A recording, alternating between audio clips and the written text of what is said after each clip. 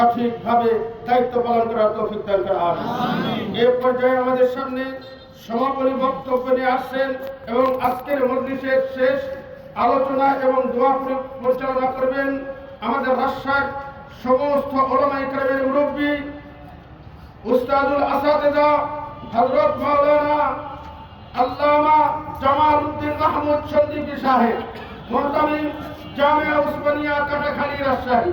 আমি হযরতকে আলোচনা করার জন্য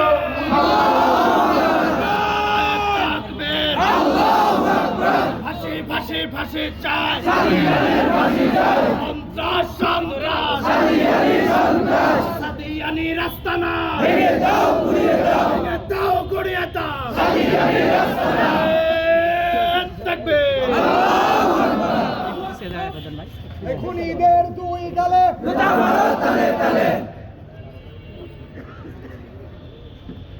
بسم الله الرحمن الرحيم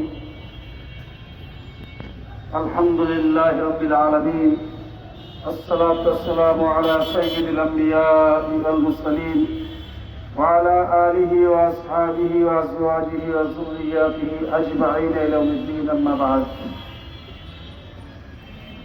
সম্মানিত উপস্থিতি, আমার বলার মতো কিছু ওনারা রাখেন নাই, বলেছেন। অযথা সময় বিলম্ব করাকে দরকার মনে করছে না এবং এই কথাগুলি যেগুলো ওনারা বলছেন বা যা বলা হবে এগুলি জানেন না এবং খুব কম লোকে আছেন। 18 সালে আমাদের ছাত্রদেরকে, নিরস্ত্র ছাত্রদেরকে টঙ্গীর মাঠে গিয়া এত পিটার পিটে শেষ তবলিগে মারঘর থেকে ঢুকলো। 1 নম্বর প্রশ্ন আমার।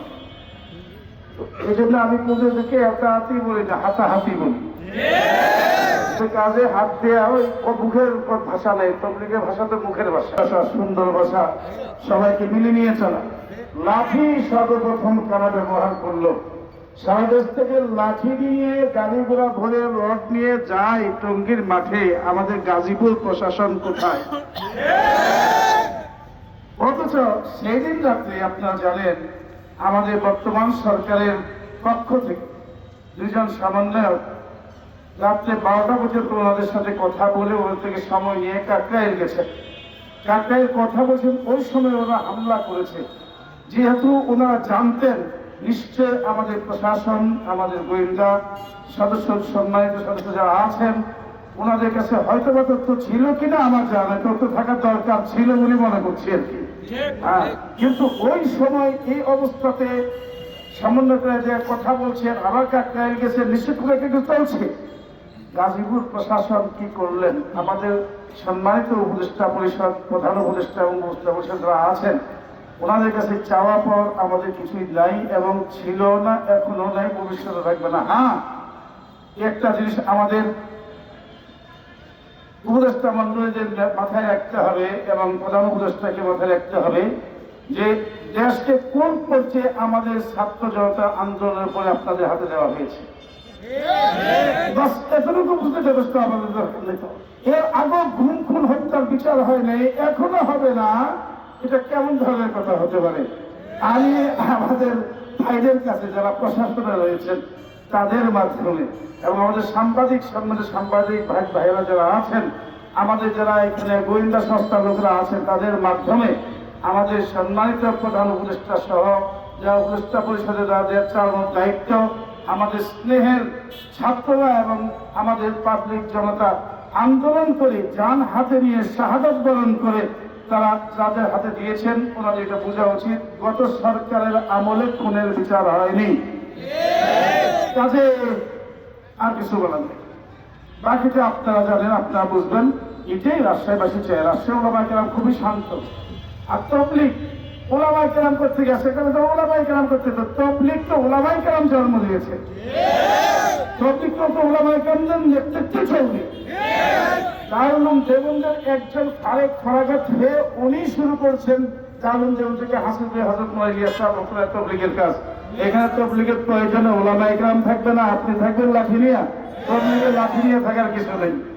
তবলিগে আখলাক নিয়ে, আমাল নিয়ে, ভদ্রতা নিয়ে, মানুষের উম্মতের দরদ নিয়ে থাকতে হবে। কাজে কেউ আলটিমেটাম দেওয়ার আমার কিছু নেই। আমি শুধু স্মরণ করে দিচ্ছি, এই জাতি এই বাংলাদেশের জাতি নির্যাতিত হতে হতে হতে হতে এক সময় ছাত্র জনতার আন্দোলনের মাধ্যমে যে দায়িত্বটুকু আমাদের সরকারকে দিয়েছেন, আপনাদের জানা মতো আপনাদের প্রায় কাছাকাছি অবস্থান থাকা অবস্থায় টঙ্গীর মাঠে যাদেরকে হত্যা করা হয়েছে, এদের বিচার কি হওয়া দরকার আপনার আমার চেয়ে অনেক বিজ্ঞ, অনেক জাননেওয়ালা, অনেক বেশি জানেন। কাজটা যেন হয়ে যায় এবং প্রত্যেকটি মার্কাজ বাংলাদেশের সাদিয়ানে মুক্ত হয়ে যাক, এটাও ব্যবস্থা করুন। একবার এক প্রজ্ঞাপন জারি হবে, দ্বিতীয়বার আরেক প্রজ্ঞাপন যেন জারি না হয়, জনগণ পছন্দ করে না। আমি আমার কথা এখানে শেষ করছি। আমাদের সাংবাদিক ভাইয়েরা, আমাদের প্রশাসনের ভাইয়েরা এবং গোয়েন্দা সংস্থার ভাইয়েরা যারা আছেন সবাই এসেছেন এবং যারা সবাই আছেন সবাইকে ধন্যবাদ। দাওয়াতে তাবলীগ মূলধারা নিজামে আহলে সুন্নাহর মাঝে চলছে, চলবে। এটাতে সবাই দলে দলে আমরা যোগদান করে তাবলীগের কাজকে আরো ত্বরান্বিত করি। আল্লাহ তাআলা আমাদের সবাইকে আমল করার তৌফিক নসিব করুন।